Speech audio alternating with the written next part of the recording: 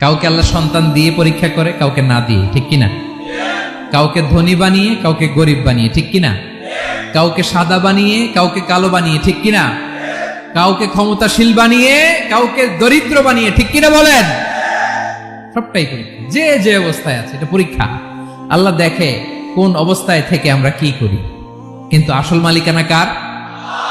ক্ষণস্থায়ী বাড়ির মালিক, ক্ষণস্থায়ী গাড়ির মালিক।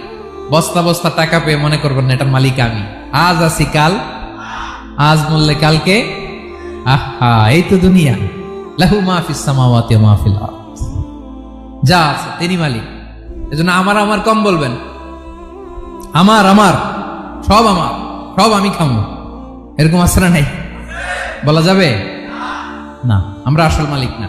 এই কিছুদিনের জন্য আছি মুসাফিরি জিন্দিগি, সফরময় জিন্দিগি। আজ আছি কাল নাই, চলে যাব, থাকতে আসি নাই, তাই না?